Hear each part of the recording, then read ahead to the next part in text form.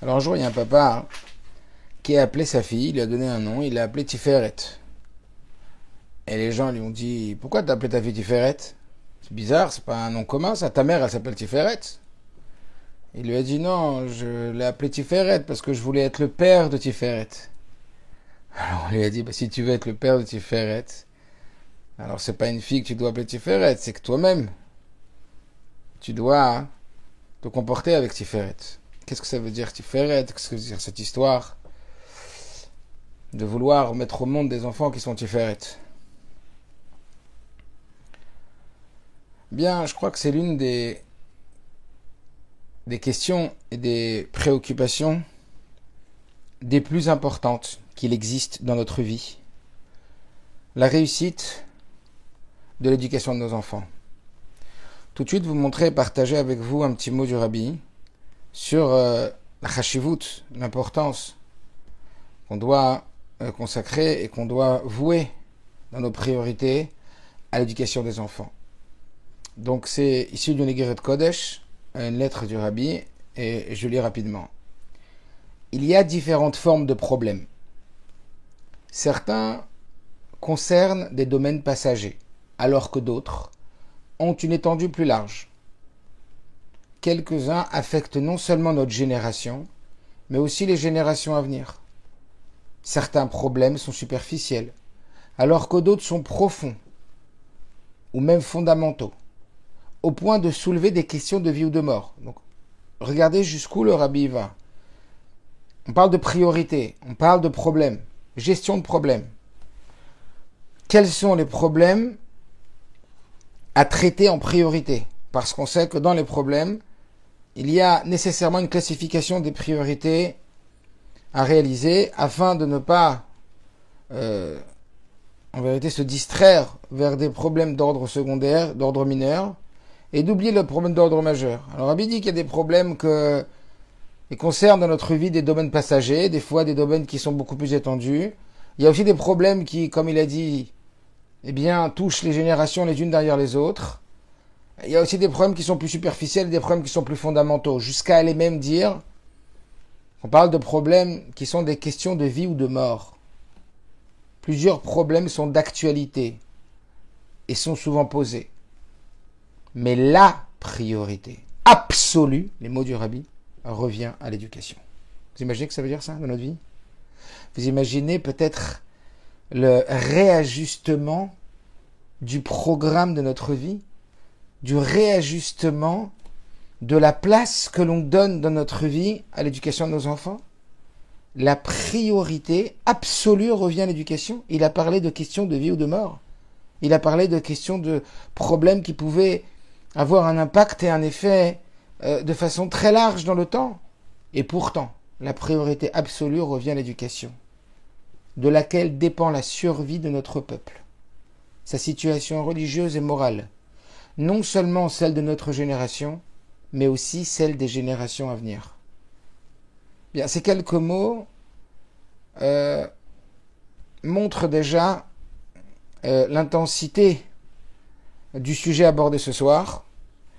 Et je sais que combien on écoute, mais ça ne suffirait jamais assez, ne serait-ce que pour réentendre ce que l'on connaît déjà, mais pour réactiver à l'intérieur de nous des zones qui parfois sont laissées pour compte. Laissées pour compte parce qu'il y a tellement de choses à traiter, on a tellement de casquettes, on a tellement de rôles à jouer, on est tellement happé par toutes ces attractions extérieures ou même intérieures, toutes ces préoccupations. Et alors l'éducation? Alors, on sait très bien que la réussite dépend de l'investissement. Et c'est un petit peu ce qu'on va voir ce soir. Une Nekuda, et après on va un peu développer cette Nekuda.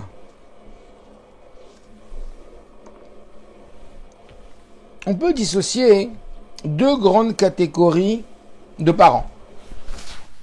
Il y a ce qu'on appelle, on va les appeler comme ça, les défenseurs du chesed. Les défenseurs de la Midat HaChesed. Quelle est leur mission? Quelle est la mission chez les parents? Il y en a souvent un comme ça, un comme ça. Le défenseur du chesed. eh bien, lui, il se soucie avant tout, on va dire, de l'enfant. Il donne autant que possible. Il se sacrifie, il se prive. Il donne tout ce que l'enfant a besoin. Rien, il ne doit manquer de rien. Ni dans la dimension matérielle, ni dans la dimension psychologique, dans tous les domaines. Attention, protégeant l'enfant. Il doit être complètement incapable de se gérer lui-même, incapable de nourrir ses propres besoins. Il est nirchav même, selon l'halakha, comme un ani, comme un pauvre, à un certain âge, parce que c'est pas toi qui lui donne, personne ne va lui donner, que ce soit l'argent dont il a besoin pour acheter à manger, que ce soit l'argent dont il a besoin pour s'acheter des vêtements, que ce soit de s'acheter même ses propres vêtements, aller chez l'opticien acheter des lunettes, d'accord, ça va jusqu'à là. Comprenez que l'enfant, il a une dépendance complète à nous. Et dans ce cas-là, se sentant donc dans la responsabilité de cet enfant et dans cet amour, nos limites de l'enfant, alors les parents chesed, les défenseurs du chesed, ils vont tout donner. Ils vont tout donner. Comme le chesed, ils donnent tout. Ça veut dire, l'essentiel, c'est qu'il manque de rien. L'essentiel, c'est qu'il ait tout ce qu'il faut. L'essentiel, c'est qu'il se sente pas mal. L'essentiel, c'est qu'il soit épanoui. C'est extraordinaire. Parents protecteurs, parents amis, parents confidents. On va tout donner. Extraordinaire. Faire de son enfant sa priorité. Il y a d'autres genres de parents. C'est l'autre gamme. Ce qu'on appelle les parents défenseurs de la gvoura. Les parents défenseurs de la rigueur. Un peu comme on pourrait dire en politique la droite et la gauche. Les parents défenseurs de la rigueur. Et c'est quoi leur mission? Eh bien, eux, ils ont un slogan. Et ce slogan, il est vrai, il est écrit dans la Torah. Rocher Shifto Sone Beno. Qu'est-ce que ça veut dire? Rocher Shifto, celui qui manque du bâton, Sone Beno. En vérité, il déteste son enfant. Celui qui ne sait pas être dur avec son enfant, il déteste son enfant. Donc en général, ces parents-là, les défenseurs de la Gvoura, ils n'ont pas un bon regard des parents chesed. Ils n'ont pas un bon regard des parents qui ont tellement de chesed, qui font tellement pour leurs enfants. Parce que Rocher Shifto Sone Beno. On va tout de suite voir deux petits mots du Rabbi sur ça.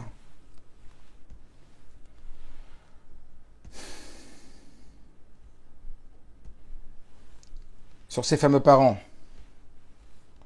dont on ne dit pas tellement de bonnes choses. Regardez ce que le Rabbi dit.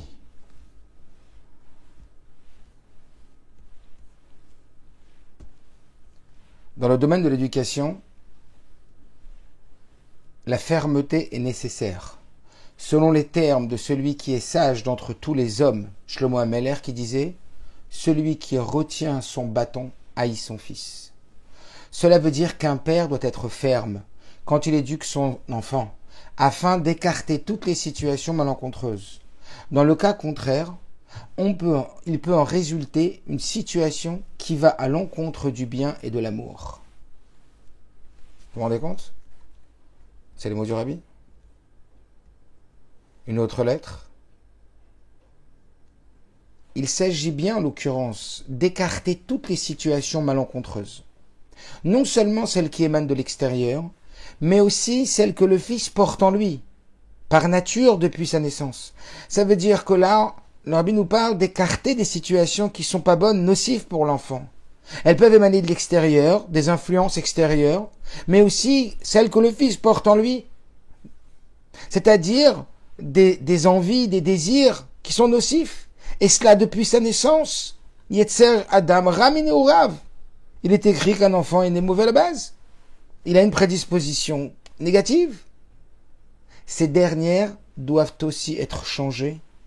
Ça veut dire que même celles qui viennent de l'intérieur de l'enfant doivent être changées, transformées en bien. Et grâce à qui? Grâce à la fermeté. Le moyen de maîtriser ces pulsions négatives est, tu as pris pour fondement la fermeté. L'éducation de l'enfant doit être ferme et déterminée, dès son jeune âge pour son bien. Voilà deux mots qui sont quand même importants, sur lesquels il est important de s'arrêter. Vous le concéderez certainement. Alors ces parents-là, ils sont de l'école de la discipline, de l'école de la rigueur. En fait, pour eux, l'enfant, il ne sait pas ce qui est bon pour lui à long terme, ou plus exactement, il ne prête pas qu'à du long terme. Ce qu'il voit, c'est le court terme. Il n'a pas envie d'aller dormir, il a envie de traîner, il y a la famille à la maison ce soir, il n'a pas envie d'aller au lit à l'heure. Mais demain matin, tu vas te lever, tu vas t'épuiser pour l'école. Mais non, t'inquiète pas, ça va aller. Un enfant n'a pas la capacité de se projeter. Il fait chaud à la maison, j'ai pas envie de mettre mon manteau. Mais bien sûr, il fait très froid dehors. Mais non, je dis que c'est chaud. Il voit l'instant présent. Il voit pas la projection. Il ne vit pas les choses parce qu'il a ce qu'on appelle une conscience limitée. Un da'at qui est limité. Il n'est pas encore développé.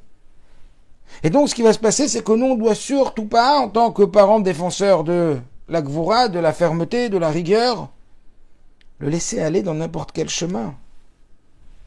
N'oubliez pas ce fameux exemple que la Torah nous donne, que quand Moshe Rabbeinu il est sur Arsinaï, qu'il a ce bâton, et que Dieu lui dit Mazé Beyatra. Ce mot Mazé est écrit très bizarrement, puisqu'il est écrit pas Mazé mais Misé. Ça passe de l'objet à l'individu. Et quand on voit la gematria, la valeur numérique de Misé, Mem Zain He, ça fait même c'est 40, Zain c'est 7 et He c'est 5, ça fait gematria Ben, un fils. Dieu lui dit, voilà le secret de l'éducation. T'as un fils dans ta main, t'as un Ben. Attention, si tu le lâches, le bâton, qu'est-ce qu'il devient? Un serpent. Donc, il est évident que si on laisse un enfant sans cadre, sans limite, sans règles, alors voilà que ces parents qui sont des défenseurs de la gvoura, des défenseurs de la rigueur, ils vont prôner la limite. Ils vont prôner la fermeté, la dureté, le fait d'être exigeant, strict, être déterminé, sans concession. Il n'y a pas, les règles c'est les règles. En al daber, il n'y a pas où aller. C'est comme ça et c'est pas autrement. Quand il faut sanctionner, on sanctionne. Quand ça va pas, on dit que ça va pas. Quand il y a un problème, il y a un problème. Il faut dire non, on dit non. Ça veut dire qu'il va y avoir donc ce souci de limiter et d'empêcher toute déviation de l'enfant. Et puis d'abord, l'enfant, il n'est pas à même encore de savoir ce qu'il y a de bien pour lui. Et élever un enfant, on dit bien élever. Ça veut dire qu'à son âge, il n'est pas conscient, après on verra, etc. les âges, mais en tout cas, il n'est pas à même de pouvoir décider pour lui-même. Ses envies ne sont pas bonnes à écouter. Il n'a pas de maîtrise sur lui. Il marche à la pulsion, il marche à l'instinct. Donc attention. Attention pour eux, à ces parents qui sont dans le pinouk, dans l'excès d'abondance, de dons, de toui, de faire ce que tu as envie, va quand tu veux, où tu veux. Alors venons-en au fait. Il y en a comme ça et il y en a comme ça. Qui a raison? Quelle est la bonne méthode? Quelle est la méthode entre les deux la meilleure? Est-ce qu'il y a véritablement un choix à faire? Alors vous le savez, dans la paracha cette semaine, c'est pour ça qu'on en parle aujourd'hui, la réponse elle est là.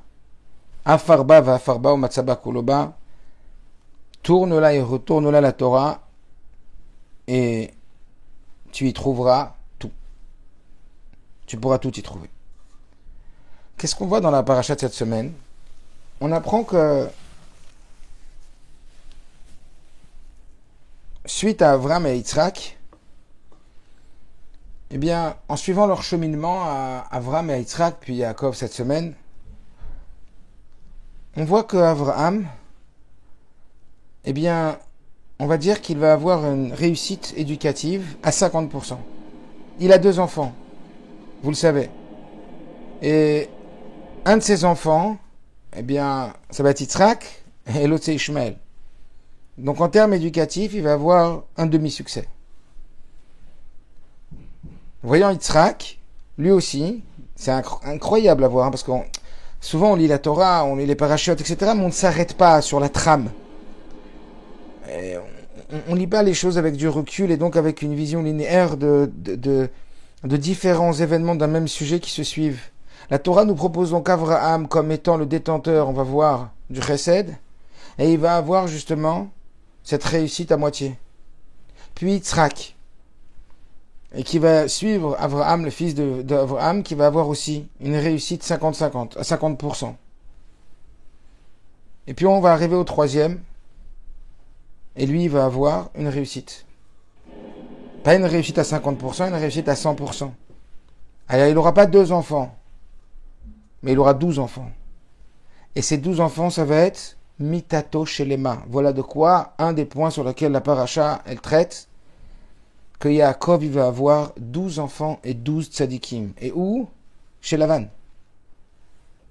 Dans des conditions qui ne s'y apprêtent pas du tout. Et on pourrait même dire le moins du monde. À un endroit de débauche. À un endroit terrible. Et voilà, qu'à cet endroit-là, Yaakov, il va avoir Mitato Shlema. Il va avoir une couche parfaite. Alors, a priori, si on regarde la Torah, il y a un vrai message là-dessous. Et ce message, il est facile à décrypter, j'imagine que vous le connaissez déjà. C'est pas le contenu de ma réflexion, de notre réflexion de ce soir. Parce que ça, vous le savez déjà vous. La réussite, c'est ni le 1, ni le 2. La réussite, c'est le 3. Et c'est ce que la Torah nous propose. La réussite, c'est Yaakov. La réussite, c'est Mitato Shlema. On veut 12 enfants, on veut 12 tzadikim. Il n'y a pas un achat plus que les enfants. Rappelez-vous de ce qu'on a dit tout à l'heure, ce que le Rabbi a dit. Il n'y a pas un enjeu, il n'y a pas un problème si prioritaire que l'éducation. Il n'y a pas. Alors qu'est-ce qui se passe? Quand on regarde le Zohar, c'est intéressant de regarder le Zohar. Le Zohar HaKadosh, il nous dit qu'Avraham, c'est qui en vérité? C'est le représentant du Chesed. Ce que nous dit le Zohar. Yitzhak, c'est le représentant de la Gvura. Et Yaakov, c'est le représentant de la Midat Atiferet. L'harmonie, la magnificence, la splendeur. Alors qu'est-ce que ça veut dire? Simplement que quand on regarde dans le Chesed, on va regarder les défauts du Chesed. Quand on va dans la Gvura, on va voir les défauts de la Gvura. Et puis après, on va voir comment se positionner, ni dans le 1, ni dans le 2, mais dans le 3. Les dangers du Chesed. Les dangers du Chesed, c'est que l'enfant, il n'aille pas dans le bon chemin. Comme on a vu ces 2 lettres de tout à l'heure. Que s'il n'y a pas de fermeté, s'il n'y a pas de cadre, s'il n'y a pas d'autorité, si on laisse l'enfant aller à sa guise, le bâton, il se transforme en serpent. C'est l'enfant roi. Et le problème, c'est que l'enfant, il est spontané, et si on lui apprend à ce qu'il peut faire, au fait qu'il puisse faire tout ce qui lui passe par la tête, tout ce qu'il a envie, il va l'avoir, il est évident que il va construire ça à l'intérieur de lui. Il va construire qu'il peut servir de façon parfaite toutes ses envies, tout ce qui passe par son cœur, tous ses désirs, et comme vous le savez, c'est ultra dangereux. À tel point qu'à un moment, le Rabbi a expliqué que les prisons sont remplies, selon les termes du Rabbi, d'adultes qui, étant enfants, n'ont pas eu des parents qui ont su dire non. Ils n'ont pas eu des enfants à qui ils ont su dire non. Ils ne savaient pas dire non, ils sont gentils. Il ne veut pas aller au lit, bon d'accord. Il ne veut pas brosser ses dents, bon d'accord. Il va arriver en retard, bon, on va pas me prendre la tête. Et le pauvre, etc., etc. Les no-limites. Et tout ça, ça les aide pas du tout, parce que ça ne permet pas du tout de se construire. Ça leur permet pas du tout d'arriver à la finalité qui est l'autonomie, la responsabilité, la capacité, demain, à arriver à l'heure au travail, de rappeler quelqu'un quand il nous appelle, de construire, d'évoluer. Parce que la construction nécessite des limites. Vous savez qu'un architecte, au moment où il décide de construire une maison, la première chose qui marque, c'est des limites. Et évidemment qu'on pourrait passer 1 heure, ou plus que ça même, à énumérer les dangers de l'excès du chesed. Les dangers du chesed pur, on va l'appeler comme ça. Le chesed pur est dangereux. Voilà que doit Avraham Isor Ishmael. Le chesed pur est dangereux. Mais il est tellement bon. Chesed ibn Olam, c'est par le chesed que Dieu écrit le monde. C'est vrai que ça commence par le chesed. C'est vrai qu'on a expliqué la semaine dernière que même la gvoura, elle doit venir du chesed. Mais le chesed pur est très dangereux. Ah, c'est vrai aussi que dans la gvoura, il y a aussi des dangers. Le danger de la gvoura, c'est que, de façon générale aussi, je ne vais pas détailler, mais il est possible que l'enfant se sente oppressé. Il est possible qu'une rigueur très marquée, eh bien, elle fasse que cet enfant, il rejette tout en bloc. Il ne se sente pas accepté pour ce qu'il est. Il ne se sente pas accepté de façon inconditionnelle. Il ne se sente pas aimé. Il n'est pas aimé pour ce qu'il est, il est aimé pour ce qu'il fait. Et donc, quand il remplit les règles, quand il remplit les prescriptions, eh bien, il est accepté, mais sinon, il n'est pas accepté. Il est dénigré, il est maltraité, il est insulté, il est critiqué. Alors, sans rentrer dans l'insulte pour l'instant, mais cette froideur, cette adichoute, cet éloignement, cette gvoura, elle risque d'être très très dangereuse. Le gosse, il rentre, il dit papa, il rentre à l'école, il dit, c'est mon papa est très très très dur. Ça se passe pas bien à la maison. Papa est très dur et maman ne s'arrête pas de crier. Je vais vous dire, il y a au moins un jour sur deux où maman, elle crie. Non, à bien réfléchir, maman, elle crie tous les jours. Non, mais je ne me rappelle pas la dernière fois que maman n'a pas crié à la maison. Ah, ta maman, elle crie tous les jours à la maison? Bon, ouais. Elle crie, papa, il est sévère, papa, il se fâche, papa, il est pas content. Il est pas content. J'avais rencontré à Chamichouar une jeune fille qui avait des problèmes très religieuses et qui malheureusement s'était attachée de sentiments d'amour d'une jeune personne qui n'était pas juive, qui travaillait d'Afka chez ses parents. Et ses parents m'ont appelé complètement pétrifié par cette nouvelle. Et quand je l'ai rencontrée plusieurs fois, elle m'a dit, vous savez, après du temps évidemment, et elle était âgée, elle avait peut-être une vingtaine d'années, 19 ans, elle m'a dit, chez ce garçon, je trouve une acceptation inconditionnelle à ce que je dis. Pas à ce que je fais, mais il m'écoute, il s'intéresse à moi. Mes parents, ça reste que des règles. Mes parents, ça reste tout c'est bien ou c'est pas bien, c'est mal, t'as pas le droit de faire ça, tu dois pas faire ça, attention à ça. Elle m'a dit, j'en pouvais plus. Je me sentais pas accepté. Je me sentais pas écouté. Terrible. Et j'entrerai pas dans les détails. Jusqu'où cette jeune fille a pu aller pour juste avoir quelqu'un qui l'acceptait telle qu'elle était. Alors quand ces enfants y grandissent, ça peut arriver que Dieu préserve, et bien qu'ils en arrivent à donner un sacré coup de pied à leurs parents, et en même temps à l'éducation des parents, et donc aux valeurs que les parents ont transmises. Alors que les valeurs, elles n'y sont pour rien. C'est simplement la forme, c'est simplement la façon d'avoir éduqué. Mais cette façon-là, elle peut évidemment éloigner. Parce qu'on sait que la gvoura, elle peut évidemment fortement éloigner. En même temps, bien sûr qu'elle a des balot, cette gvoura. Bien sûr que cette gvoura, elle est nécessaire, comme on va le voir, parce qu'elle apporte, on va le voir, ce message de la force. De la force sur soi. Gvoura milachon gibor.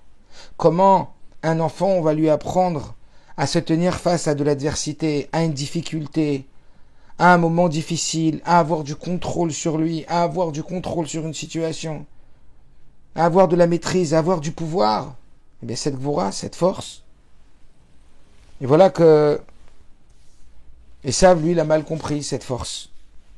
Ishmael a mal compris le chesed de Abraham, et Esav a mal compris la gvoura de Yitzhak. Alors voilà qu'on arrive donc à la solution. En tout cas, la solution théorique, sur le papier, on va dire. Après, on va essayer de comprendre c'est quoi la solution, plus sur le papier, mais dans la réalité. Parce qu'il y a la solution sur le papier, la solution dans la réalité, et la solution sur le papier, je crois que vous la connaissez toutes, douce. Donc on n'est pas là tellement pour ça, c'est juste là ce que je suis en train de vous faire, c'est une akdama, une introduction. Introduction de la solution sur le papier. Tout ce que j'ai dit, je pense que tous ici, vous auriez pu le dire aussi. Vous n'avez rien appris de nouveau. Pas grand-chose.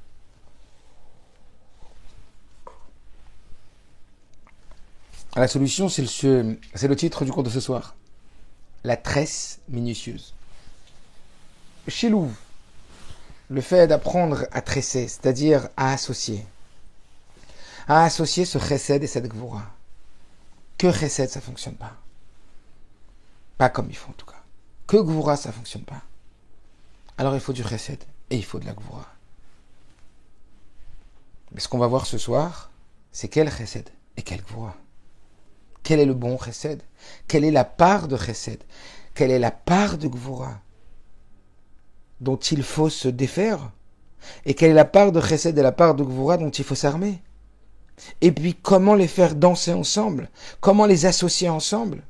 Mais en tout cas, le premier message, c'est que c'est ni dans l'excès de chesed, ni dans l'excès de gvura qu'on trouvera mitato shlema.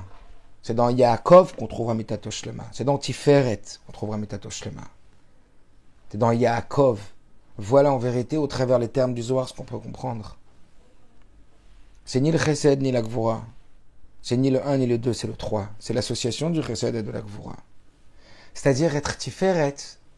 C'est-à-dire avoir le savoir-faire, la dextérité, la précision et la beauté de cette alchimie de ces deux couleurs. Une toile ne peut être belle que lorsqu'elle associe plusieurs couleurs. La beauté vient de la pluralité, de cette association.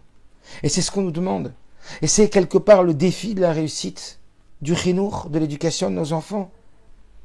Alors vous l'avez bien compris, toute la difficulté, elle va être de savoir comment mesurer ce chesed, comment mesurer cette gvura, comment ne pas tomber dans ces excès ou dans ces défauts de chesed ou dans ces défauts de gvura.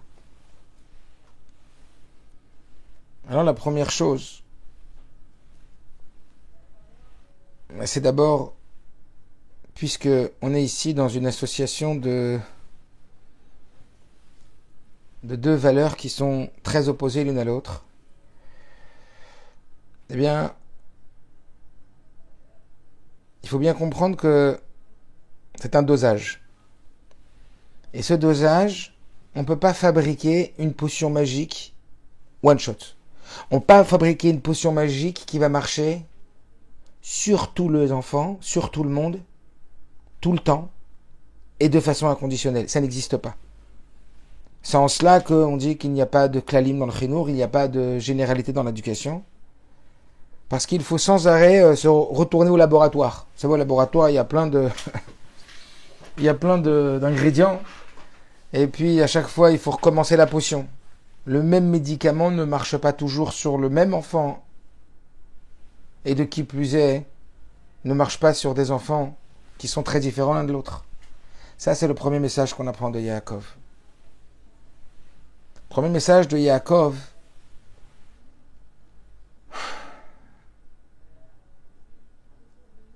c'est que Yaakov ne donne pas la même chose à chacun de ses enfants. Quand on regarde les brachot que Yaakov va donner à la fin de sa vie, on voit toutes les brachot que Yaakov donne à ses enfants à la fin de sa vie, eh bien on voit que c'est pas toujours perceptible que ce sont des brachot. Il donne pas du chesed à tous les enfants.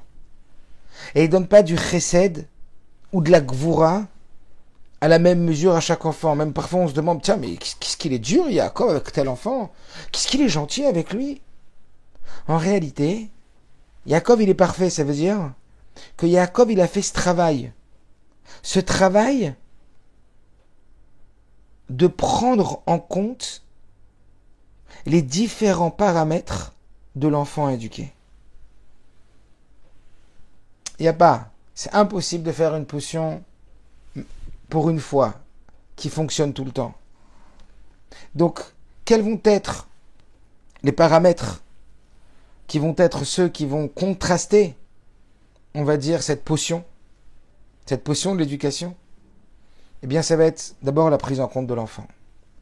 Dans la prise en compte de l'enfant, il y a plusieurs sujets. Il y a le paramètre, évidemment, de l'âge. Et ça, vous le savez, et ça s'impose presque à nous. À un enfant petit, on ne va pas donner la même dose d'amour et la même dose de rigueur. On ne va pas être aussi rigoureux avec un petit enfant qu'avec un adolescent. On va faire attention. Mais ça, c'est évident. Mais ce qui l'est moins, c'est la nuance. Ce qui l'est moins, c'est de ne plus regarder son enfant quand il a 5 ans comme il avait 3 ans. De se remettre en question. De se demander à cet âge-là, c'était bien quand il avait 3 ans, comment je me conduisais avec lui. Cette permissivité que j'avais face à lui, ou le contraire. Eh bien, peut-être que c'était adapté pour lui à 3 ans, mais peut-être que ça ne l'est plus à 5 ans. Et peut-être qu'à 5 ans c'était bien, mais peut-être qu'à 8 ans ça ne l'est plus. Donc il y a véritablement une remise en cause, à une réévaluation. Alors je ne vais pas dire permanente parce que ça serait excessif, mais une réévaluation de temps en temps et se demander est-ce que ce qui marchait pour mon enfant parce que j'avais évalué sa sensibilité, j'avais évalué par rapport à ses capacités, à ses aptitudes, est-ce que j'ai progressé avec son âge? Est-ce que j'attends pas de lui ce que j'attendais de lui il y a, je sais pas, il y a 2 ans, il y a 1 an, il y a 6 mois? Puis faire un bilan donc qui prend en compte la progression de l'âge de l'enfant. Un deuxième paramètre qu'on peut aussi souligner, c'est le paramètre de la nature de l'enfant. 2 enfants du même âge ne vont pas avoir les mêmes besoins en mode chesed ou en mode gvura. Il y en a un qui a beaucoup plus besoin de limites. L'autre, il sait se mettre les limites tout seul. Et l'autre, il a plus besoin d'attention. Il a besoin de chaleur. On voit qu'il panique plus vite, qu'il est moins sûr de lui. Alors il va avoir besoin plus de chesed. Donc à part l'âge, il y a aussi la nature de l'enfant. Et donc prendre en compte la nature de l'enfant. Ça veut dire, je vous dis presque ici, passer par une analyse décortiquée.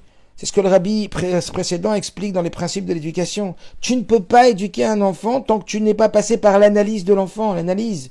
Alors oui, on n'est pas des professionnels, oui, on n'est pas des spécialistes, mais quand même. On peut pas y aller en fermant les yeux, bon, bah, c'est les gosses, tout le monde pareil avec les gosses, je fais tout le monde pareil, avec tous les enfants je suis pareil, avec tous les âges je suis pareil, non! Il faut de la dissociation, il faut du discernement, il faut s'arrêter. On va le voir juste après. Le fait de s'arrêter. Et donc de se dire, tiens, à son âge, regarde, lui, Rouven, il n'est pas comme Sarah, il n'est pas comme Shimon, tiens, avoir justement un apprentissage d'un remixage. À part la nature, il y a aussi les conditions extérieures. C'est la rentrée, c'est les vacances. Peut-être que c'est pas la même chose pendant les vacances et au moment de la rentrée. Peut-être que pendant la rentrée, j'ai été trop laxiste pendant les vacances, alors maintenant, pendant la rentrée, j'arrive pas, alors peut-être qu'il faut remettre une dose de Gvura. Et puis peut-être maintenant, c'est le moment où il y a la famille.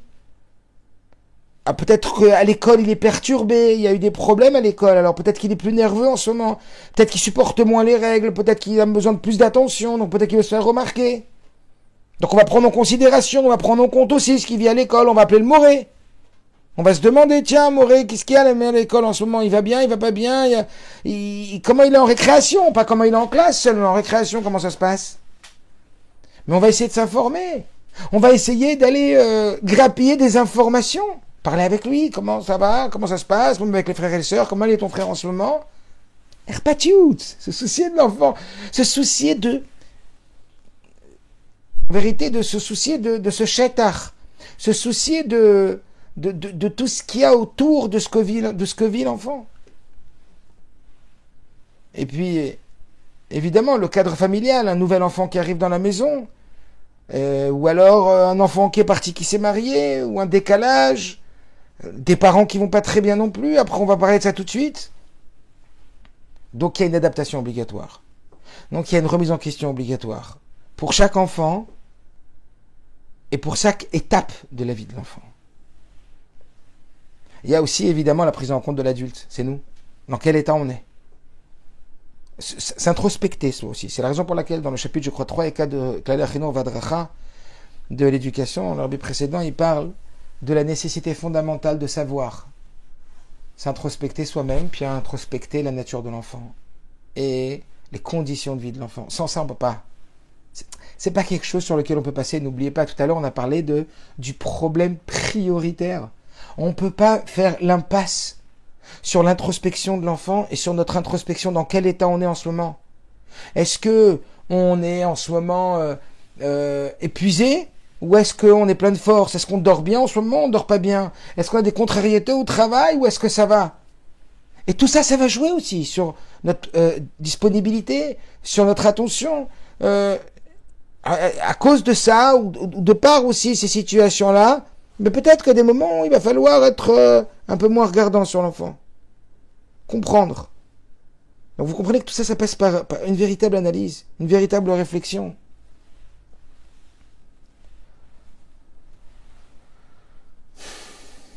Alors oui, on l'a compris. La Gvura, c'est donner de la force à l'enfant. Reser Shifto Soné Beno. Parce que l'enfant, si on lui dresse pas un cadre, des limites bien claires, et qu'on lui fait respecter ses limites, qu'on lui fait respecter ce cadre, on ne lui fait pas respecter, si on ne lui fait pas respecter ce cadre-là, eh bien on va créer un enfant faible. Faible à l'intérieur, profondément. Faible de savoir se dire non à lui-même. Il n'arrivera pas à refuser. Il n'arrivera pas à dire non à ses envies. Il n'arrivera pas à se projeter en se disant c'est bien pour moi maintenant, mais c'est pas bien pour moi pour après. Parce qu'on lui aura pas appris.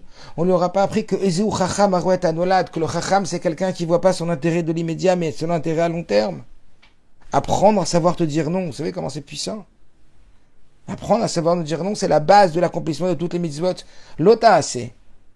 On va se retrouver, c'est sûr que l'enfant il va se retrouver à des moments où il va devoir aller chercher des forces pour dire non. Il va devoir être gibor. Et s'il n'a pas reçu cette force de ses parents, vous voulez qu'il appuise. Il a appris à dire tout oui, il finira en prison. Chas v'shalom. Alors bien sûr, on a parlé tout au début de la fermeté qui est nécessaire. C'est cette force et cet amour, cette alchimie de la force et de l'amour, qui est en réalité cette notion de Tiferet, cette Ava et cette Gvura. Avraham Havi, Pachad Yitzhak. Avraham, mon bien-aimé, et la crainte de Yitzhak, la rigueur de Yitzhak. Cette alchimie, c'est elle qui va former Tiferet. Tiferet, cette splendeur, Mitato Shlema, Yaakov qui est une couche parfaite. Alors le premier point de réflexion, parce que tout ça c'était encore on va dire sur le papier, comme je l'ai dit, c'est de la théorie. On l'a tous compris, Chesed, Gvura. On le sait depuis bien longtemps, il n'y a pas de grand ridouche dans ça. Mais bon, c'est sympathique de le voir, c'est agréable de le lire clairement dans la Torah, le message clair de Dieu. Et qu'est-ce qui sort de ce qu'on vient d'expliquer, de cette analyse méticuleuse? On a parlé d'un tressage minutieux. C'est vraiment, on est vraiment des professeurs en laboratoire. Quand souvent je parle de chinour, je dis aux parents, avant de parler aux enfants, il faut mettre la blouse blanche. Comme quand on rentre dans un laboratoire. Je ne sais pas si vous êtes déjà arrivé de rentrer dans un laboratoire. Ou un médecin qui est dans un hôpital, il met une blouse blanche. Quand on éduque, on doit mettre une blouse blanche. Et il y a plein de... je suis out dans ça. Il y a plein de sens profonds derrière cette blouse blanche. Et l'un de ces sodes, c'est qu'on est en train de toucher à un patient, on est en train de toucher à la vie d'un enfant. On est en train de toucher au vécu d'un enfant. Ça m'est arrivé un jour d'être chez un professeur, un neurologue, et à la fin de la séance, parce que je lui demande une question sur mon enfant, à la fin de la séance, au moment où je devais payer, et a priori, je pense que je devais payer assez cher, ce professeur, il s'appelle le professeur Kulski, Zichrono Livracha, je lui ai demandé combien je vous dois. Et il m'a dit, vous êtes enseignant, vous m'avez dit. Alors je lui ai dit oui. Il m'a dit, alors je vais vous dire comment vous allez me payer. Personnellement, en tant qu'urologue, chaque fois que je reçois un patient de mon cabinet, je sais que Dieu m'a donné la responsabilité à un certain niveau de sauver sa vie, d'avoir sa vie entre mes mains. Eh bien vous, ce que je vais vous demander pour payer cette consultation, c'est que le plus souvent possible, lorsque vous rentrerez dans votre classe, vous saurez que vous n'aurez pas une vie, mais 25 vies entre vos mains. Bien sûr qu'on a la vie de nos enfants entre nos mains. Bien sûr que tout ce qui va se passer chez l'adulte émane, on va dire à 95% de ce qui se passe chez cet adulte lorsqu'il était enfant. Combien?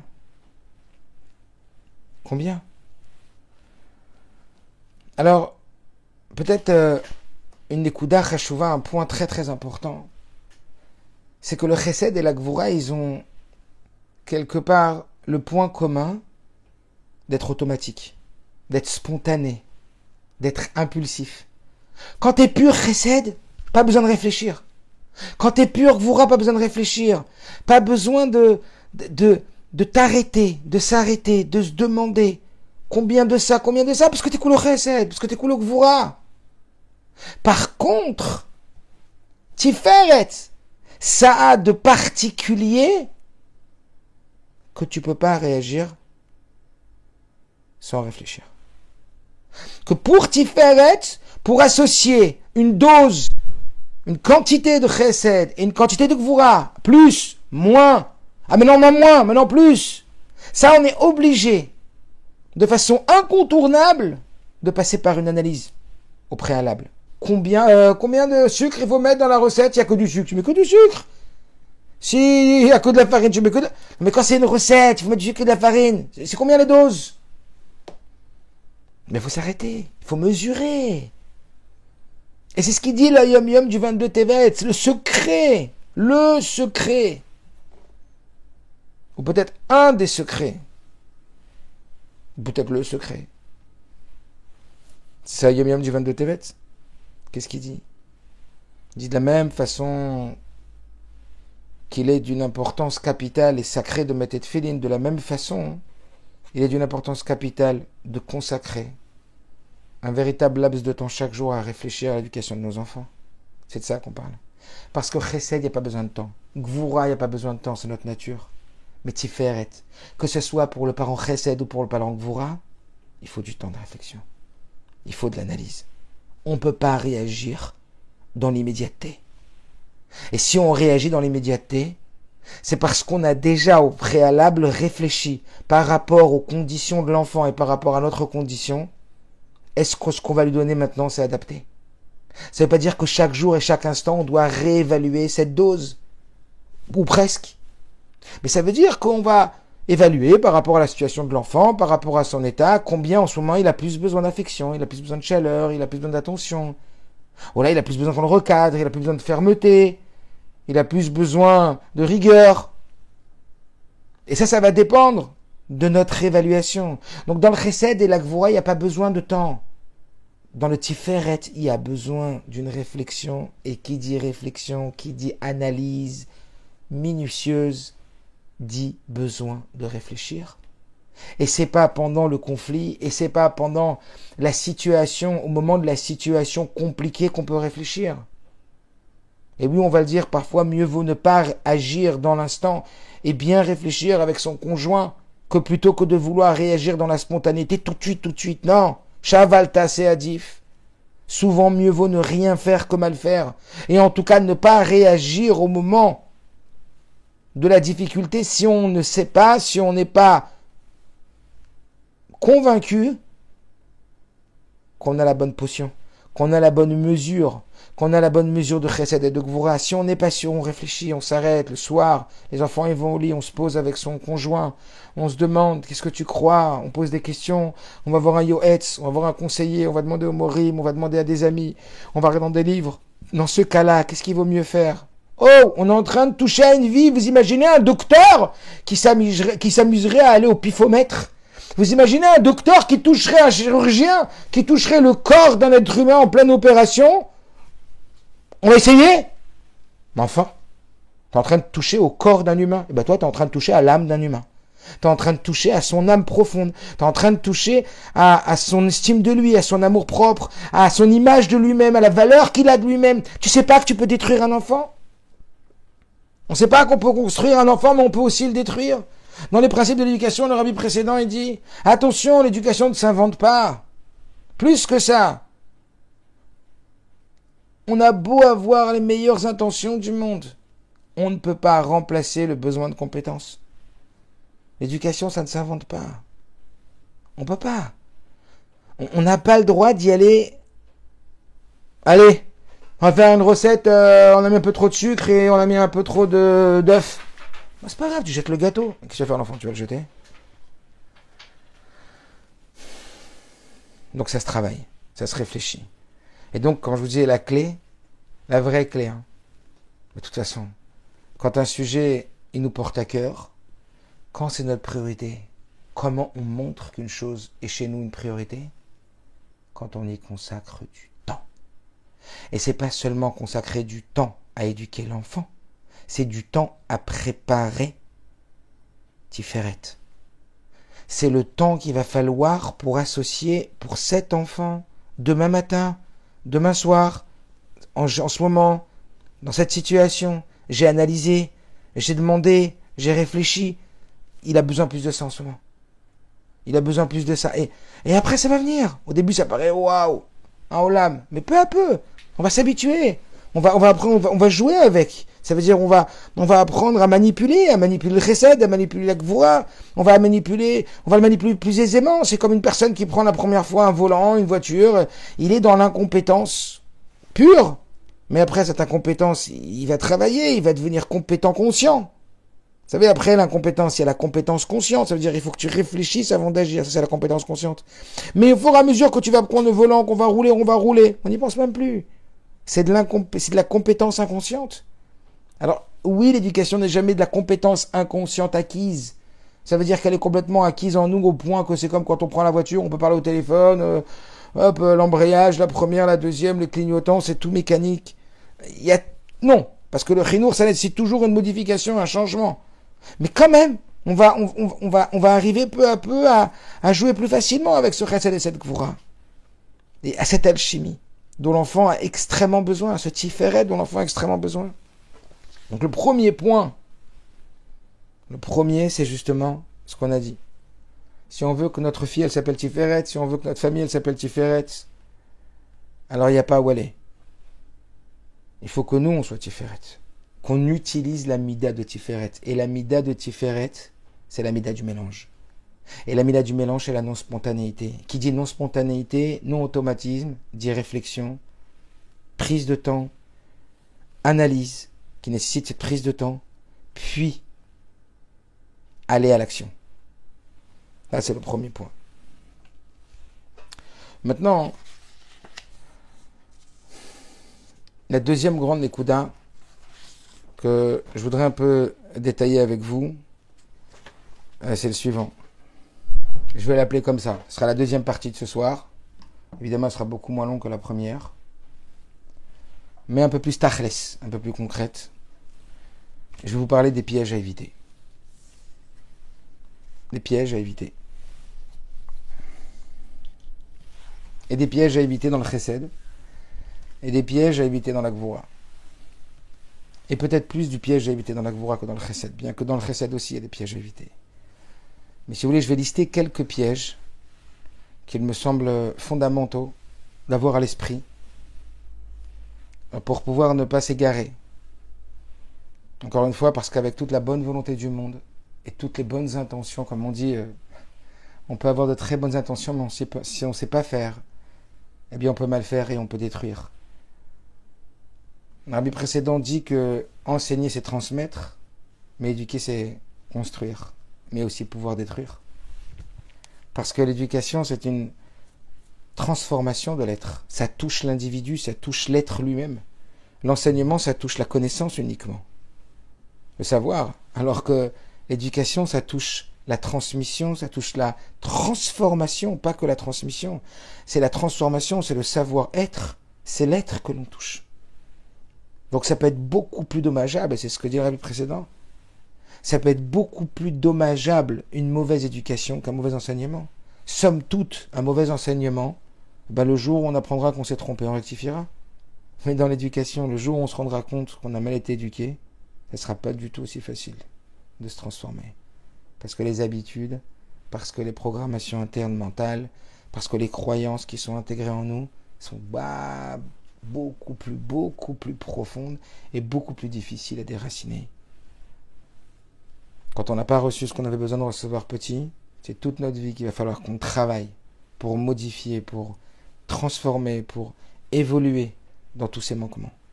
Alors évidemment, je ne dis pas de baisser les bras. Si nous arrive ça, c'est qu'Akadosh Baruch Hu, il veut que le travail vienne de nous, c'est sûr et certain. Mais les khatrés là. Comme souvent on dit, au lieu de faire des hôpitaux, apprenons aux gens à faire des enfants bien dans leur peau, qui vont bien à l'intérieur d'eux, il n'y aura pas besoin d'hôpitaux, il n'y aura pas besoin de réparation. Alors vous parlez de quelques pièges à éviter.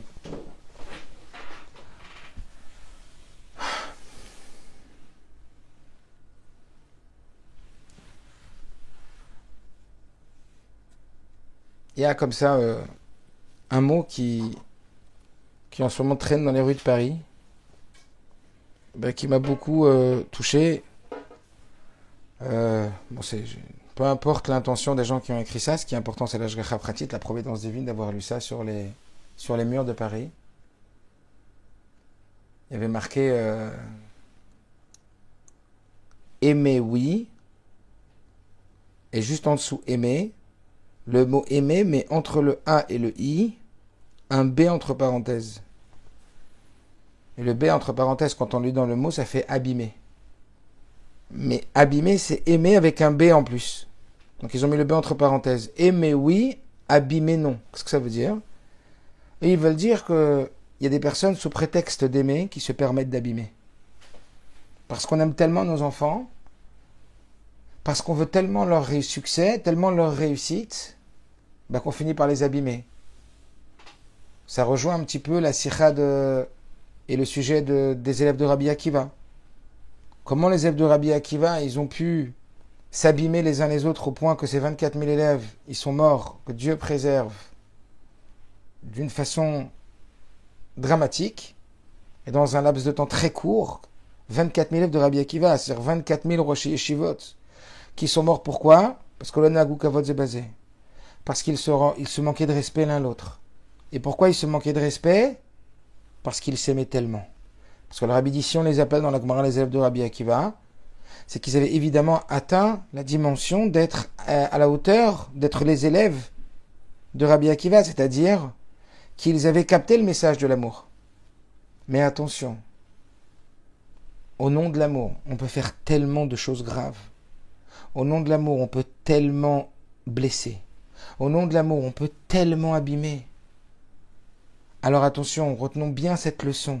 Retenons vraiment. Et si j'ai fait ce cours ce soir en vérité, je crois que c'est que pour ce moment-là. C'est que pour tout ce que je vois en ce moment, dans les couples, avec les enfants.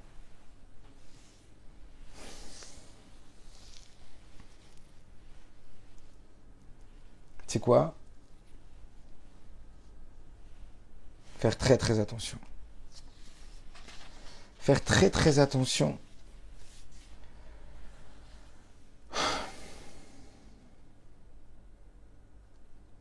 À ne jamais manquer de respect à un enfant. Jamais. Dans n'importe quelle situation que ce soit. Peu importe ce que l'enfant il va faire. Ne jamais perdre son sang-froid. Jamais. Alors vous me dire, mais ça arrive de perdre son sang-froid. Ça arrive tellement. Bien dans le cas où on sent qu'on perd son sang-froid, on arrête complètement, pour l'instant, le lien avec l'enfant. Évidemment que lorsque l'on réagit à chaud, n'importe quelle réaction qu'on a, c'est toujours des réactions qui sont animées chez nous parce qu'on est sûr que c'est la meilleure chose à faire. On veut toujours faire la meilleure chose. D'ailleurs, même quand on agit mal, si on agit mal, c'est parce qu'on pense que c'est la bonne stratégie. Mais il n'y a que ça qui comprend, il n'y a que comme ça que je vais réussir à lui expliquer, il n'y a que comme ça qu'il va entendre. Écoutez bien. Gardez ça à l'intérieur de vous. En toutes circonstances, dans n'importe quel cas de figure, quoi qu'il arrive, dès qu'on perd son sang-froid, dès qu'on devient nerveux, dès qu'on devient coléreux, ça ne peut pas être la bonne piste d'action, la bonne solution. Jamais. Jamais. Jamais. Même si on est convaincu que c'est sûr que c'est la seule qui me réagit, j'ai été gentil, j'ai été patient, j'ai été il n'y a plus le choix. Et après, à l'intérieur de nous, on est nerveux. On va parler de ça si l'enfant il manque de respect. Et on devient nerveux, on devient agressé, donc agressif. C'est plus de l'enfant qu'on parle, c'est de nous. Il a touché à notre amour-propre, on se défend maintenant. Si on a été touché au moment où on sent qu'on a été touché, ça arrive? Oui, ça arrive. On est des êtres humains, on peut être touché? Oui, on peut être touché. Mais dans ce cas-là, arrête tout de suite la relation avec l'enfant. Ne jamais, jamais, jamais, jamais croire ou se laisser croire que lorsqu'on est irrité à l'intérieur de nous et qu'on commence à se mettre en colère, il pourra y avoir quelque chose de bénéfique pour l'enfant. C'est juste tout le contraire. Non seulement on va perdre tout notre crédit aux yeux de l'enfant,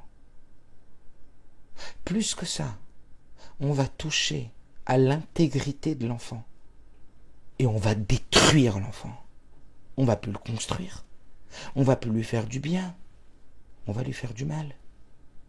La semaine dernière, j'ai vu un enfant et je sais combien son père il l'aime. Je connais bien la famille, vous savez comment son père il l'aime. L'enfant il m'a dit « Non, je n'aime pas mon père. » Moi je vous dis, mon père il m'aime pas. Mon père il crie sur moi, mon père il s'énerve sur moi. Et je crois même pas que le père il frappe. Je parle d'une violence, je parle d'une agressivité, je parle d'une nervosité. L'enfant est en train de s'émietter. Son être est en train de s'émietter.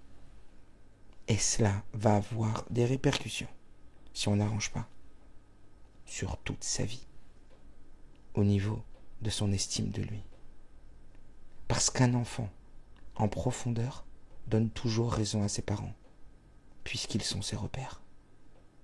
Donc même si extérieurement, consciemment, il lutte, et il se dit « je ne suis pas ce qu'il pense de moi » et je me marque en opposition, mais profondément, il y a quelque chose de beaucoup plus profond.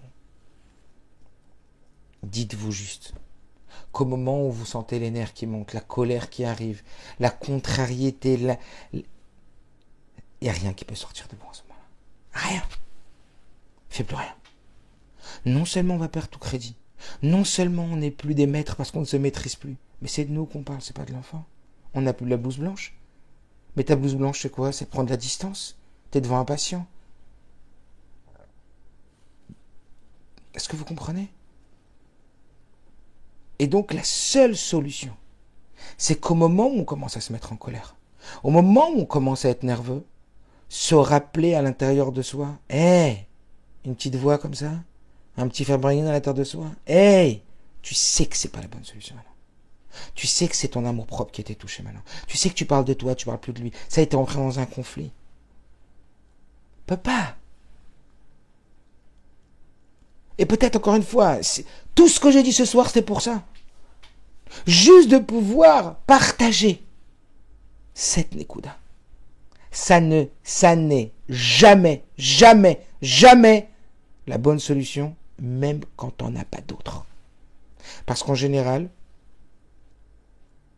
une personne qui fait mal, au moment où elle fait mal, elle a un calcul, toujours. Même une personne qui frappe, qui crie, même qui tue, elle pense que c'est la seule solution pour s'en sortir. Et une personne fait toujours ce qu'elle pense faire le mieux par rapport à ce dont elle dispose. Elle voit ce qu'elle a sous la main et elle fait avec ce qu'elle a sous la main. Et donc parfois elle se dit, c'est la dernière solution que j'ai. Dites-vous bien, maintenant qu'on est à froid, que c'est jamais la solution. Et donc si un jour ça arrive que vous soyez en colère et que vous soyez nerveux, ça arrive à tout le monde, on peut exprimer sa colère en disant je suis en colère, je suis énervé, je préfère ne plus parler avec toi maintenant. Je vais me calmer d'abord. Et on va apprendre l'enfant aussi à gérer son émotion, parce que le but, je ne vais pas parler du but de l'éducation. Le but de l'éducation, c'est d'apprendre à l'enfant à gérer ses émotions. Un des buts, devenir maître de lui. Mais pour pouvoir être maître de soi, il faut avoir un maître. Mais si toi tu veux être le maître de ton enfant, il faut être maître de toi. Être maître, c'est pas avoir d'émotion, c'est d'apprendre à canaliser son émotion. Donc quand même de dire à l'enfant, je suis très très fâché, je suis très contrarié. C'est expliquer à un enfant comment on réagit quand on est fâché, quand on est énervé. Mais jamais, jamais au nom de l'amour, ou au nom de quoi que ce soit d'autre. Alors, quand je dis au nom de l'amour, c'est parce qu'au nom de quoi que ce soit d'autre, on sait que c'est pas bien, mais parfois au nom de l'amour, on justifie. On n'a pas le droit d'abîmer. C'est interdit.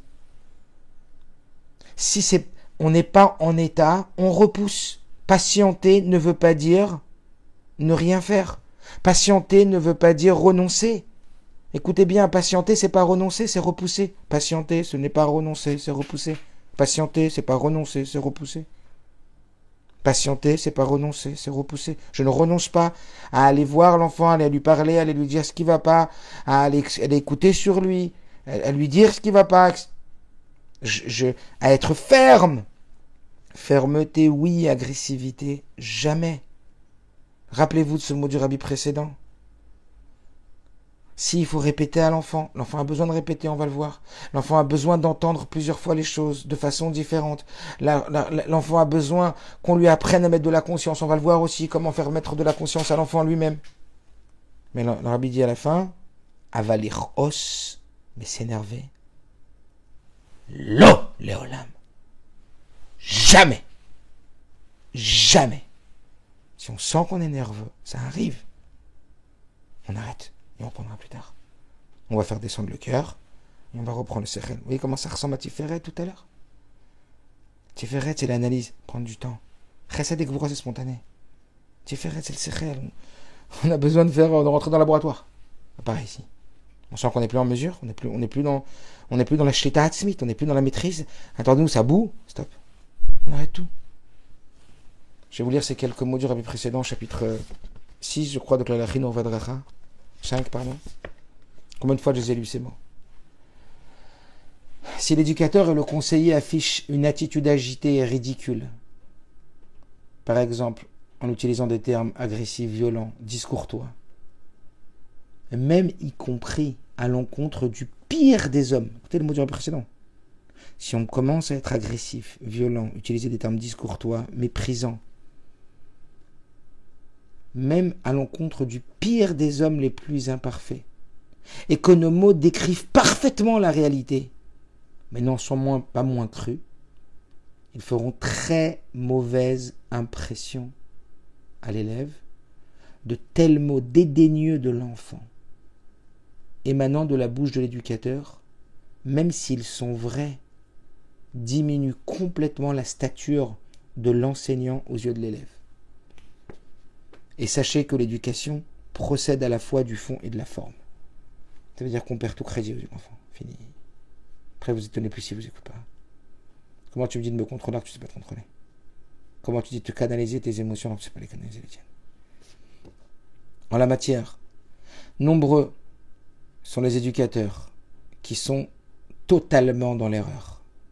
Ils pensent que le fait de manifester leurs émotions avec colère, avec des cris, leur permettront d'atteindre les objectifs. Parmi eux, certains se permettent d'attaquer directement les enfants, avec des mots durs et emplis de colère, se permettent même de les vexer en les réprimandant. En réalité, malheureusement, il se peut que de manière très passagère, l'élève soit affecté par ces termes, que son cœur se contrie et se serre du fait de la peine qu'il éprouve. Parfois même il pleurera amèrement. Mais pour autant, cette façon d'éduquer et de guider n'apportera pas le moindre résultat durable. Zéro. Et pas ça n'apportera rien, ça détruit complètement le gosse. Tout effet positif temporaire disparaîtra, comme n'ayant jamais existé. Le mot du Rabbi Rayetz. Vous imaginez? Alors, s'il y a une seule personne qui entend ce message ce soir et que ça va modifier un peu sa façon de parler aux enfants quand elle est en colère, qu'elle va comprendre c'est quoi la dissociation entre la fermeté et l'agressivité. Fermeté, bien sûr. Gvura, c'est de la fermeté. Gvura, c'est de pas lâcher. On a décidé des règles, je lâcherai pas. Parfois, les enfants à l'école, en terminale, ils ont un portable, je veux leur prendre, ils veulent pas. Et ils commencent à s'énerver, ils commencent à être agressifs.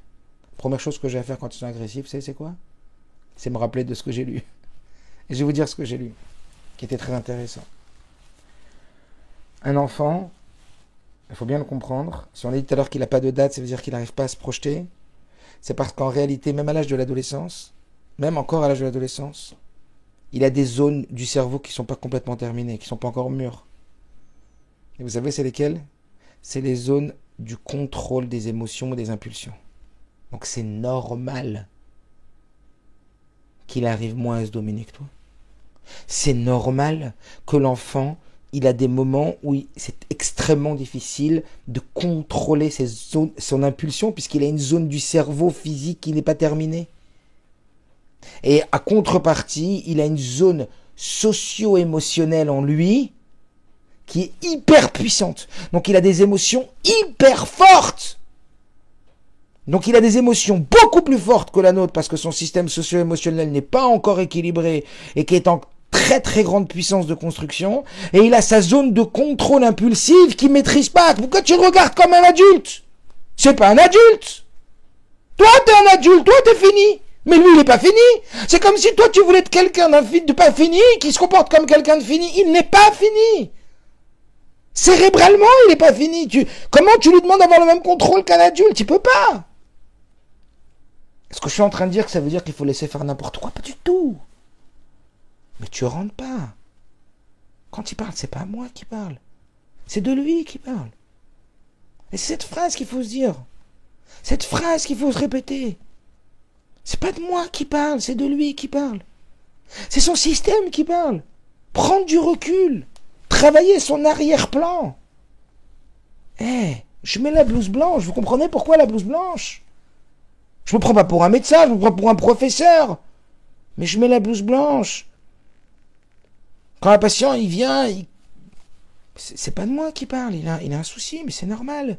À la limite, c'est normal qu'il ait un souci, l'enfant. C'est normal qu'il soit pas sous contrôle. Vous attendez quoi? C'est-à-dire que des parents, en vérité, j'ai peur de dire que souvent les parents, ils ont tellement envie de se débarrasser du problème de l'enfant et de ne pas consacrer du temps à cet enfant parce qu'ils ont tellement de choses à faire, parce qu'ils n'ont tellement pas compris que la priorité, c'est de passer du temps à ses priorités et qu'il n'y a pas une priorité plus grande que de construire ses enfants. Parce que quand les enfants ils ont grandi et qu'on voit que ça n'a pas été construit, oh il va voir. Petit enfant, petit problème, grands enfants, grand problème. Mais c'est quand ils sont petits. En fait, même après, on peut encore travailler dessus. Il faut prendre conscience, c'est jamais trop tard. Mais prendre conscience qu'il ne faut pas faire l'économie du temps avec un enfant. Il ne faut pas vouloir aller vite. C'est la priorité.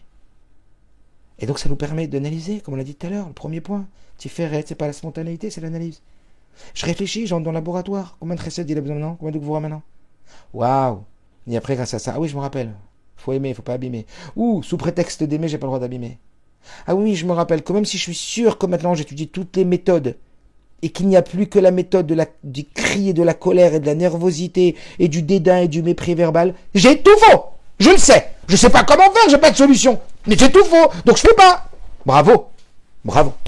Ça, c'est un maître. Un maître, c'est pas toujours celui qui sait tout faire. C'est celui que quand il sait pas faire, il fait pas et il demande. Et il réfléchit. Peut-être il demande à lui-même, mais avec du temps, ça va venir. Peut-être qu'il va lire des livres, peut-être qu'il va appeler des amis, peut-être qu'il va parler avec son mari, avec sa femme, peut-être qu'ils vont réfléchir quelques heures, comment faire pour trouver la solution. En tout cas, clair et net, la violence, l'agressivité, le mépris, c'est que de la destruction. C'est jamais une solution. Et c'est ça qu'il faut se répéter dans sa tête. Et si ça arrive, parce que ça peut arriver, personne n'est parfait. D'accord? Même les tzadikim, on dit sur eux, quand un tzadik tombe, cette fois il se relève. Et si ça arrive, qu'on sent qu'on s'est mis en colère, que la tension en nous, elle est montée, que l'agressivité, elle nous a déjà envahis, et qu'on a commencé, qu'on a démarré, pour l'amour du ciel, on s'arrête. Le plus vite possible, tout de suite.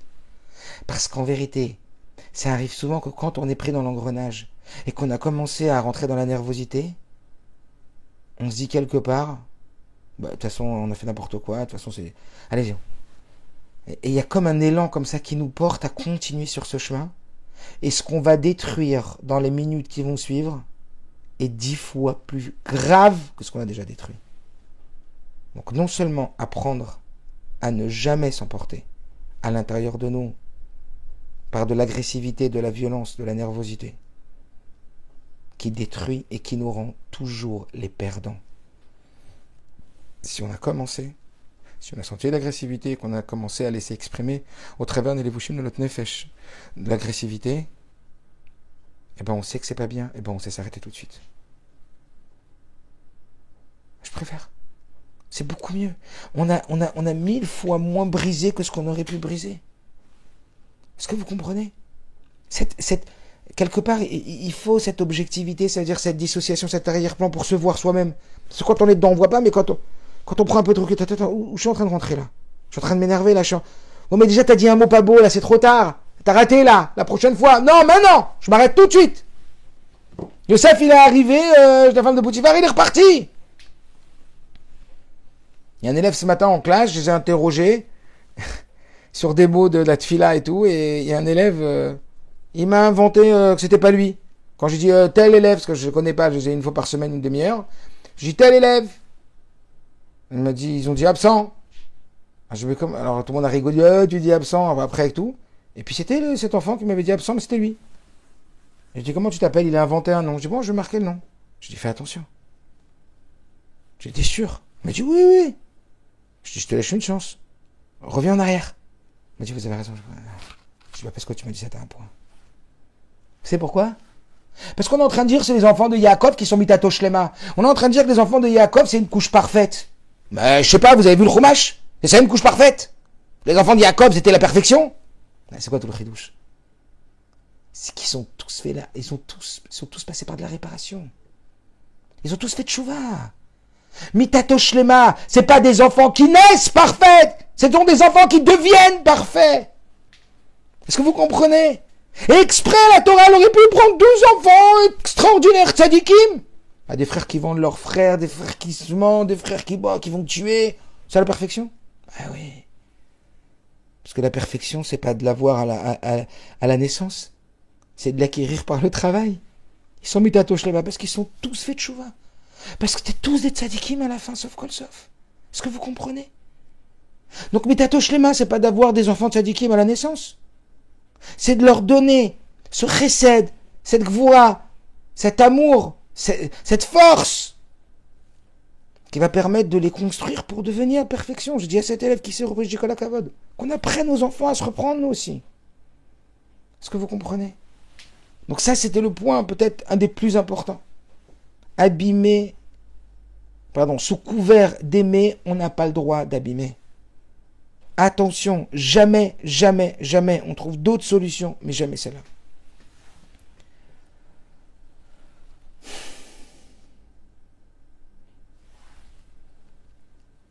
Maintenant, un autre petit point aussi, qui me paraît très très important. J'en parlais aujourd'hui avec un enfant qui est devenu un peu adulte et qui avait c'était très dur pour lui. Il m'a dit, dans mon enfance, j'ai eu une maman qui était défenseur de la vérité, de l'objectivité. Et donc, si je faisais des bêtises à l'école, elle n'avait pas peur de me casser devant les professeurs. Elle n'avait pas peur de dire mes quatre vérités. Elle n'avait pas peur de prendre parti contre moi parce que j'avais fait du mal. Je dis, elle est objective. Elle m'a dit, comment? Dire du mal de moi? Je dis, t'attendais quoi? Qu'elle soit protectrice? Alors elle m'a dit, oui. Aujourd'hui, grand comme je suis, je n'ai aucun sentiment de protection au travers de ma mère. Alors, ça veut dire quoi? Qu'il faut mentir? Alors, on en parlait tout à l'heure, et un responsable psychologique a dit un mot très fort. Il a dit, évidemment, tous les excès sont mauvais. L'excès de protection est mauvais. Mais l'excès d'objectivité aussi, de vouloir attaquer l'enfant par souci d'objectivité et de vérité, est aussi nocif. Mais le plus nocif des deux, c'est le deuxième. C'est plus nocif d'être dans l'excès de cette soi-disant vérité qui risque d'abîmer la protection de l'enfant, que l'enfant il se sente protégé. Celle-là, elle est beaucoup plus nocive. Ça ne veut pas dire qu'il faut inventer n'importe quoi, ça veut dire qu'il faut faire très très attention. Ça veut dire qu'il faut faire très attention et que l'enfant a énormément besoin de sentir ce qu'on appelle la hava she'ena tluya badavar. De l'amour inconditionnel. De l'amour inconditionnel, c'est ce sentiment justement de se sentir protégé quoi qu'il. De se sentir soutenu quoi qu'il. C'est pas ça que Dieu fait avec nous avec toutes les fautes qu'on fait. C'est pas ça qui nous tient avec Dieu, cet amour inconditionnel. C'est d'ailleurs ce qu'il est écrit partout, l'estime de soi qui est à l'initiative de la confiance en soi. La bâtisse de l'être humain, la bâtisse de notre être, elle vient de quoi? Elle vient de l'estime de soi. L'estime de soi, c'est quoi? Combien t'estimes ce téléphone? Combien t'estimes ta personne? Combien t'estimes ce que tu évalues toi-même? Combien tu estimes les jugements que tu fais sur les choses dans ta vie? Et c'est de là d'où va découler sa confiance en soi ou non. Le degré de confiance est la conséquence de l'estime de soi, sur le passage à l'acte. Mais l'estime de soi, il vient d'une chose, de l'amour inconditionnel. L'amour inconditionnel, ça veut dire tout accepter, pas du tout. L'amour inconditionnel, ça veut dire quand on dit non à l'enfant, bien lui préciser et lui dire « C'est pas à toi que je dis non, c'est à ta demande que je dis non. Je suis pas obligé de dire oui à toutes tes demandes pour t'aimer. » Et lui dire clairement. Et lui faire ressentir, comme on avait dit la semaine dernière, que la gvoura vient du chesed.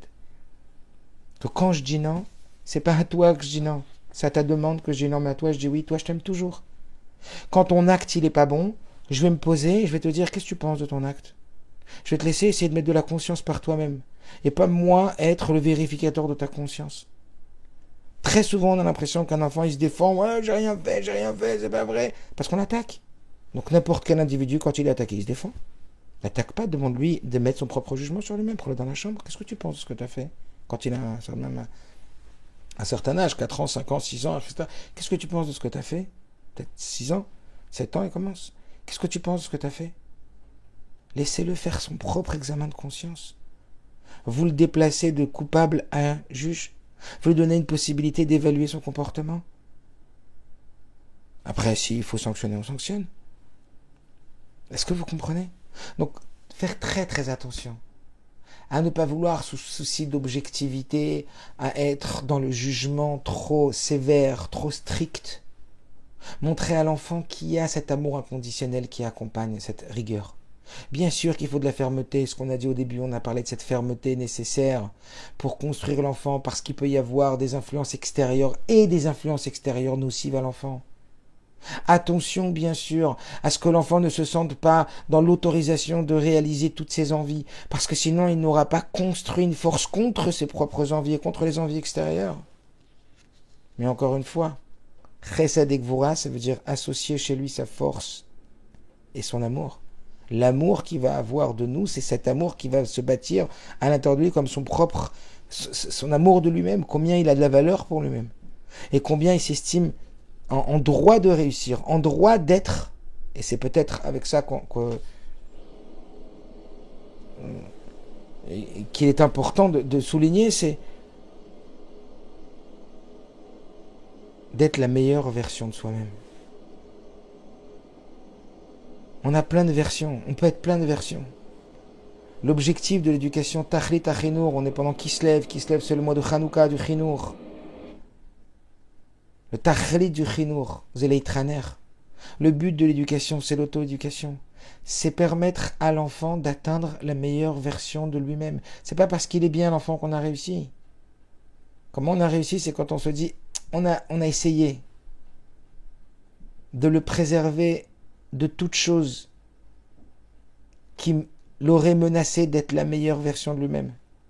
Et on a essayé de lui apporter les outils pour devenir la meilleure version de lui-même. Et c'est ça la liberté. La liberté, c'est se libérer de toutes les choses qui nous empêchent d'être le meilleur de nous-mêmes. Et la liberté, c'est aussi de pouvoir avoir un comportement qui nous permettra d'être le meilleur de nous-mêmes.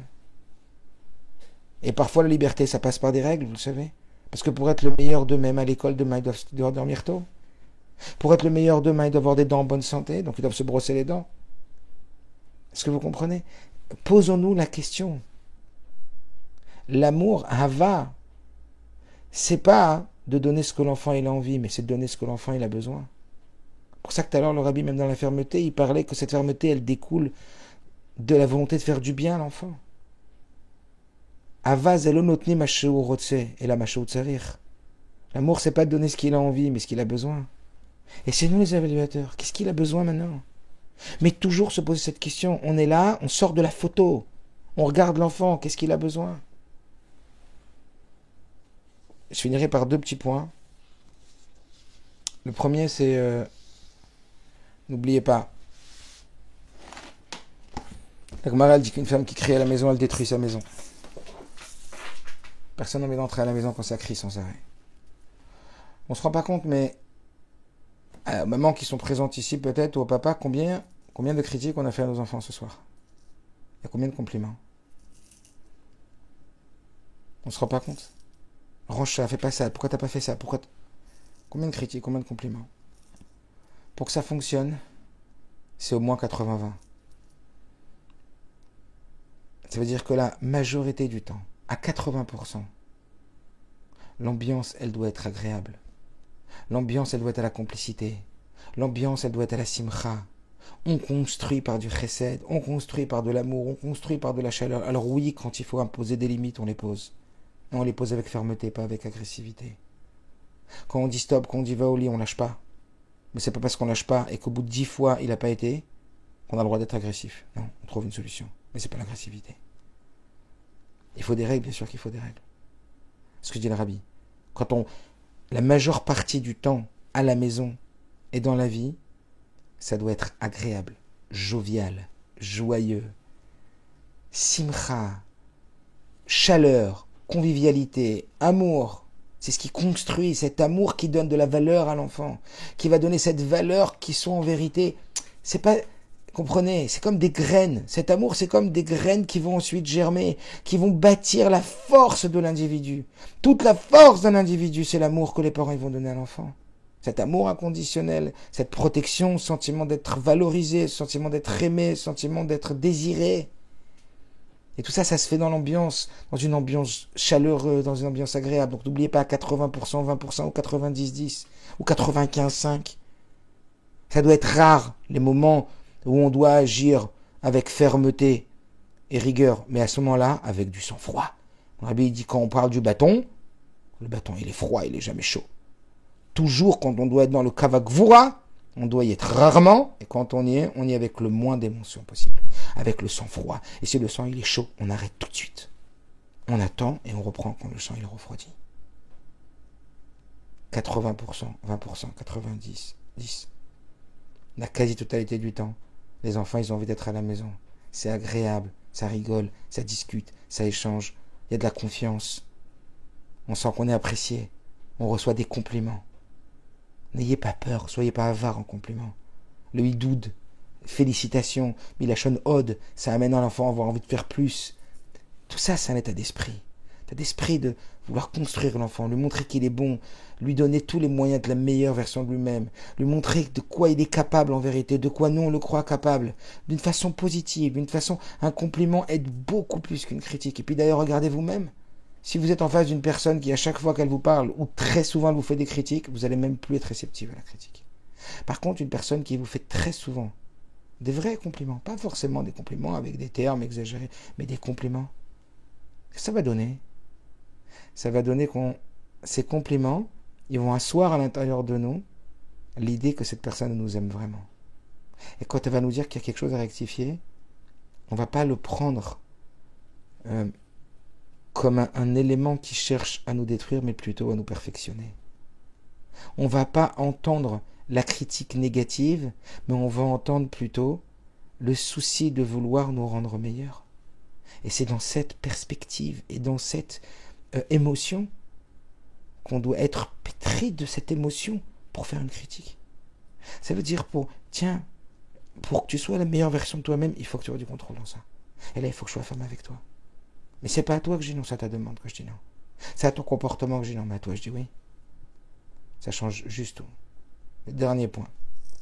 J'avais dit l'avant-dernier, c'est le dernier. Fais de ton mieux. Et n'oublie pas de compter sur Dieu. Dans chaque tefila, demandez à Kadosh Baruch Hu. Tout ça, c'est 1%. Mais bien sûr, après, toutes les ségoulottes, tout ce qu'il y a à faire, la tzedaka, Teilim pour nos enfants, prier à Kadosh Baruch Hu, il n'y a pas plus important. Demandez Siyata Dishmaya pour que nos enfants ils soient en bonne santé matérielle et en bonne santé spirituelle. Qu'on ait ce qu'on appelle du sipouk chassidique de nos enfants. Il n'y a pas un contentement, il n'y a pas une joie, il n'y a pas une satisfaction plus grande quand on voit nos enfants grandir dans le Derech HaTorah, dans le chemin de la vérité, dans le chemin du bien-être, dans l'épanouissement personnel. Il n'y a pas. Alors qu'on demande à Kadosh Baruch Hu que dans chaque chose, il ne faut surtout ne pas oublier de commencer et de finir par ça. Commencer par demander à Dieu Siyata Dishmaya, puis faire de notre mieux, et puis finir en disant à Dieu, je t'en supplie. On va tout faire, comme c'est connu, que donner tzedaka pour les institutions de Torah, ça aide. On va faire attention d'être soi-même vraiment Teilim, tfila, dans chaque tfila, mentionner le nom de l'enfant, dire Bessiat Adishmaya, Kadosh Baruch Hu, protège mes enfants, que mes enfants ils soient Beberiut Gashmi, Beberiut Ruchni, Betov Adereva, Nigel Matrabasat Fachim. Que Dieu protège nos enfants, que Dieu nous donne les forces de faire de notre mieux pour faire grandir nos enfants le mieux possible, avec toutes leurs forces que Dieu leur a donné comme potentiel pour exploiter ce potentiel, et que merci Hachem, ils soient zochés comme à l'époque de Yetziat Mitzrayim, que ce soit eux qui disaient Keli V'Anveu, que c'est eux-mêmes qui voient le Rebbe, qui voient Akadosh Baruch Hu, le Matabasat Fachim ici-bas sur terre avec Mashiach Tzidkenu. Erev Tov.